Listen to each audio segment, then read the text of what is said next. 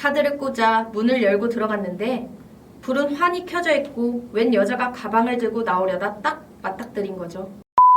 안녕하세요. 예스사연 라디오입니다. 오늘 사연 제목은 남편 뒤를 밟았더니 첫사랑이랑 호텔로 13년 결혼도 이제 끝입니다. 그럼 시작하도록 하겠습니다. 벌써 1년째 다 되어가네요. 이틀 동안 집에 들어오지 않는 남편과 전화통화가 되었습니다. 남편은 말로는 동해에 와 있다며 지금 올라가는 중이라 하며 끊었습니다. 수상한 느낌에 영상통화를 걸었더니 끝내 받지 않더군요. 다시 음성통화를 하니 전화를 받더라고요. 왜 영상통화는 안 받았냐 따졌더니 고속도로 운전 중이라 못 받는다 하더군요. 언제는 운전하며 담배도 피우고 김밥도 먹는 사람이 무슨 소리냐고 다시 전화할 테니 받으라 했습니다. 물론 이미 그때 전 이성을 잃었죠. 그때 봤더군요. 그런데 영상통화를 넘어 배경을 확인하니 고속도로가 아니더군요. 어디냐고 따져 물으니 남편이 전화를 끊어버렸고 다시 거니 친구라며 부티크 호텔 연애팀 김대리가 전화를 넘겨받으며 인사를 하더군요. 제가 알기로 그 김대리라는 친구는 행실이 안 좋은 친구로 알고 있었는데 순간 저는 남편이 김대리와 동해로 여자들과 놀러 간 것이라는 직감이 들었습니다. 그래서 어떤 년이랑 놀러 간 거냐? 화내며 물으니 당황해 전화를 끊더군요. 그 후론 물론 전화를 받지 않았고요. 이성을 잃은 저는 남편에게 그래 네 마음대로 살아라. 네 회사로 찾아가 다 뒤집어 놓겠다. 가만두지 않을 거야. 문자를 했더니 피리릭 문자가 날랐습니다. 나만 죽으면 되는 것 아니냐. 회사는 뒤집지 말아라 하는 답장이 오더군요. 한참 연락이 안 되어 부티크 호텔에 전화를 걸어 고객인 척하고 김대리 연락처를 알아내서 그놈에게 전화를 하니 자기는 지금 집에 도착했다고 합니다. 남편은 자기를 바래다 주고 갔다. 어디로 갔는지는 모르겠다고 하더라고요. 그리고 남편은 연락두절되었습니다. 밤 12시가 다 되어도 돌아오기는커녕 전원까지 꺼져 있자 왠지 모를 불길한 예감이 들었습니다. 정말 문자대로 도로에서 어디다 자동차를 들이받아 사고가 난 것 아닌가 하는 불안감이 엄습해오더군요. 그래서 112에 전화를 걸어 남편의 인상착의를 설명하며 교통사고 난 것은 없는지 물어보니 지구대에서 출동한다고 답변이 오더군요. 사고는 있었지만 남편은 아닌 것을 확인하고 전원이 꺼져 있으니 저더러 차라리 119에 신고를 하면 위치 추적이 가능하다여 119에 신고했습니다. 10여 분 후 바로 부티크 호텔 주차장에서 차량을 찾았는데 사람이 없으니 같이 수색해야 한다며 저더러 현장으로 오라고 하더라고요. 순간 저는 남편이 김대리를 집에 데려다주고 부티크 호텔이나 근처에서 목숨을 저버리려 한다는 생각에 무슨 정신으로 운전하여 부티크 호텔까지 찾아 나섰는지 궁금했습니다. 부티크 호텔에 거의 다다를 때쯤 소방관에게 전화가 왔습니다. 남편을 찾았다고. 객실에서 자기와 같이 로비에 있으니 거기서 만나자고요. 그러나 부티크 호텔에 도착했으나 소방관도 남편도 없었습니다. 프론트에 가서 물으니 모두 돌아갔다 하더군요. 황당하면서도 안심하며 별일이 아닌 것 같다는 창피함에 어쩔 줄 모르고 있는데 남편에게 전화가 와서 한다는 말이 이미 집 앞에 다 와간다는 말이었습니다. 집에서 부티크 호텔까지는 2시간 30분 거리입니다. 집에서 만나 얘기하자 하더군요. 정작 살아있는 남편의 목소리를 확인하니 다시 화가 치밀어 오르고 애들 자는 집에서 싸우느니 부티크 호텔 주차장으로 오라고 했고 난 더 이상 운전도 할 기력도 없다 했어요. 사실 3일간 끼니도 못 먹고 거의 탈진 상태였거든요. 작년 5월 중순이었는데 새벽이어서 춥기도 하고 쓰러질 것 같아 프론트에 가서 아까 소방관 출동했던 홍길동 부인이다. 체크아웃 안 되었으면 카드키를 달라 했더니 직원이 주춤하더라고요. 다시 아까 119에 신고했던 홍길동 부인이다 말했습니다. 카드키를 달라고 좀 어거지를 썼더니 지배인 되는 분이 눈짓을 하고 결국은 직원이 카드키를 주더군요. 부티크 호텔 몇 년 전인가 회원도 들고 아이들과 외식도 자주 했던 곳이었어요. 호실은 616호. 카드를 꽂아 문을 열고 들어갔는데 불은 환히 켜져 있고 웬 여자가 가방을 들고 나오려다 딱 맞닥뜨린 거죠. 전 순간 남의 방에 잘못 들어온 것 아닌가 하며 당황했는데 그 순간 눈에 들어온 건 객실이었어요. 한마디로 난장판이었어요. 그야말로 더러운 남편의 불륜 현장을 알아차리게 된 거죠. 순간 너 누구야? 라고 했습니다. 사실 물을 것도 없었는데 지금 생각하니 한심하네요.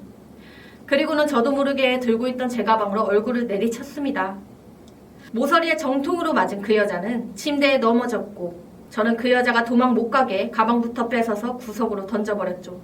그리고 앞에 의자에 앉으라 했고 순순히 앞에 다가와 앉더군요. 그래서 차분히 물었습니다. 너 뭐 하는 여자냐? 술집 여자냐? 조건녀냐? 그러나 그녀는 묵묵부답 나를 무시하더군요.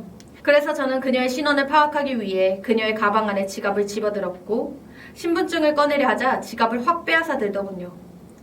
순간 전 그녀의 머리채를 쥐어잡았고 그녀 역시 지갑을 빼앗기지 않으려 제 머리채를 잡고 생전 처음 몸싸움을 했습니다. 그러나 이미 탈진 상태였던 저는 바보처럼 바닥에 깔려 그녀에게 온몸을 지갑과 주먹으로 두들겨 맞았어요. 그만하자고 바보처럼 애원하며 다시 테이블에 앉게 되었으나 내가 묻는 말에 오히려 코웃음을 치더군요. 화가 나 다시 머리채를 잡고 서로 뒹굴게 되었고 테이블이고 의자고 넘어지고 엎어지고 테이블에 있던 유리잔도 넘어져 떨어지고 난리도 아니었습니다. 2차전 역시 완패.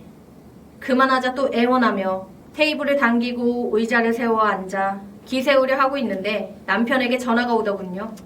저는 당장 올라오라고 소리쳤고 남편까지 합세하여 매를 맞을 것 같아 화장실에 숨어 들어가 바보같이 112에 신고했습니다. 그 사이 남편은 이미 들어와 있었고 그녀에게 먼저 호들갑을 떨며 묻고 있었습니다. 맞았어? 어디? 어디? 순간 그 심정을 어떻게 표현해야 할까요? 그 순간 모든 것이 끊어져 버렸습니다. 어릴 때 놀던 검정 고무줄 그것이 팅 하고 끊긴 것처럼 13년간의 결혼생활 그리고 아들 딸까지 그 후론 남편과 그녀에게 무슨 말을 했는지 욕을 했는지 기억도 없습니다. 경찰관이 들어서자마자 하는 말 지금 생각해보니 헛웃음이 또 나네요. 아주머니 간통 장면 보셨습니까? 아니요. 근데 맞았습니다. 그래서 신고했고요. 그러니 그녀 역시 맞았다고 성을 내더라고요. 처벌 원하십니까? 라고 둘에게 물어보더니 둘 다 폭행 현행범으로 입건합니다. 라고 하더군요. 얘는 20살 때부터 아는 애야. 그래서 어쩌라고. 여지껏 자식 키우고 학원하고 시부모님께 구박받고 산 것도 나다. 너무 억울해 주저앉아 울었습니다. 하늘이 무너진다는 거 그럴 때 쓰는 거겠죠. 억울해 현장 사진 찍고 침대 시트도 들고 나왔습니다. 그랬더니 경찰관 하는 말이 아주 가관이었습니다. 아주머니 그거 가져가면 절도입니다. 라고 친절히도 가르쳐 주셔서 구경 나온 호텔 지배인에게 돈으로 물겠다 얼마냐 하니 그냥 가져가세요 라고 얘기하더군요. 그분 보기에도 제가 불쌍해 보였나 보죠. 그리고 말로만 듣던 백차 타고 경찰서로 가니 두 년놈이 나란히 딱 붙어 앉아 계시더군요. 눈에서 불이 나오더군요. 어느새 제가 가해자인 것처럼 돼 있었습니다. 집에 아이들이 걱정돼 동생에게 가보라고 전화를 하는데 경찰이 아주머니 여기 전화한 데 아니에요. 소리치고 면박 주고 결국 진술서란 걸 쓰고 나오니 날은 새고 밖에서 년놈을 한참 기다려도 나오지 않더군요. 알고 보니 경찰이 뒷문으로 도망시켜줬다고 합니다. 남편한테 전화하니 아이들한텐 미안하다 한마디만 하더라고요. 이 사람은 내 사람이 아니었던가 난 뭐였던가 분노가 치솟았습니다. 집에 남은 아이들 이제 어떻게 해야 하나 수많은 생각이 들었습니다. 결국 전 더러운 시트를 들고 지구대에 들어가 간통 신고를 하려는데 경찰관이 하는 말이 아주머니 간통 이제 없어졌어요. 저를 비웃는 것처럼 무시하며 간통 접수 안 받아줍니다 라고 하더군요. 억울해서 저는 그 새벽에 온갖 병원, 종합병원, 임상병리, 별벌군대, DNA 검사를 알아보러 다녔어요. 결론은 불가능하단 말뿐이었습니다. 자포자기하고 집으로 돌아와서 거울 보니 사람 꼴이 아니더군요.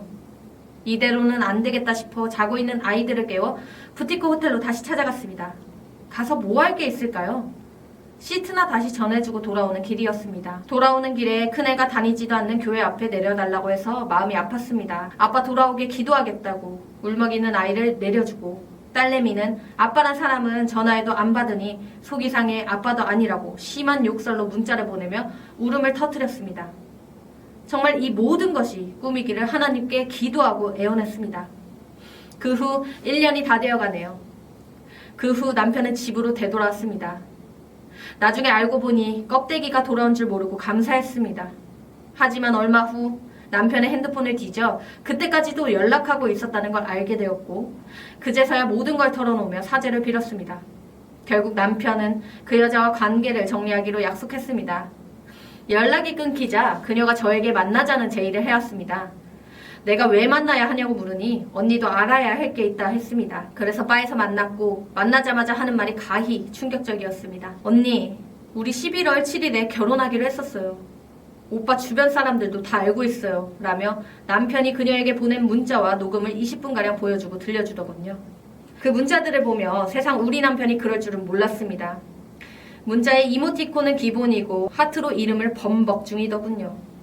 그녀는 문자 하나하나 보여주며 이건 언니 어디였을 때, 이건 언니 잘 때 하며 하나하나 자세히도 설명해 주더군요.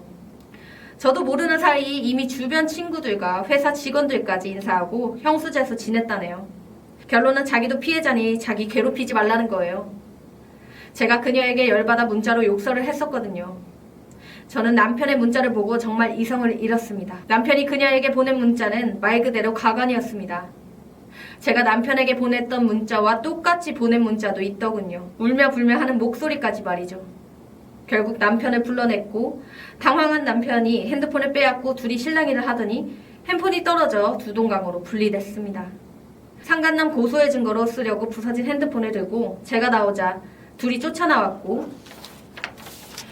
핸드폰 돌려달라기에 길거리라 창피해 돌려주고 그 자리로 바로 올라왔습니다. 그랬더니 바로 따라 올라와 하더라고요. 남편의 팔짱을 끼더니 오빠 가자 하며 데리고 나가더군요. 어처구니가 없었습니다. 그리고 진흙탕 싸움이 시작되었습니다. 제가 폭행고소 전치 3주, 그녀 또한 맞고소 전치 3주, 벌금과 100만 원, 공동재물 손괴, 폭력 등 물론 전 무혐의가 되었지만 그녀가 항고까지 하여 그 무시무시하다는 고등경찰청까지 출두했습니다. 그리고 거기 가서야 마지막에 기가 막힌 반전. 열받은 저는 들고 있던 종이컵으로 그녀 면상에 물을 뿌렸습니다. 조사하던 검찰청 형사가 아주머니 계속 그러면 바로 입건이에요. 친절히도 가르쳐 주셔서 그녀가 또 형사건으로 신고했습니다. 검찰청 조사실에서 바로 파출소로 또 급백차 타고 잡혀갔습니다. 그 일 있고 나서 며칠 후 20일 하혈했습니다. 수개월간 전화 한 통 안 받더니 열받게 하려고 그런 줄 몰랐어요. 저는 그동안 숱한 문자질을 했어요. 그러나 결국 사이버 범죄의 명예훼손으로 벌금 200만 원 나왔습니다. 열받은 저는 도저히 안 되겠다 싶어 간통 접수해달라고 경찰서 갔더니 상간남으로 민사소송하라고 나가라고 하더라고요.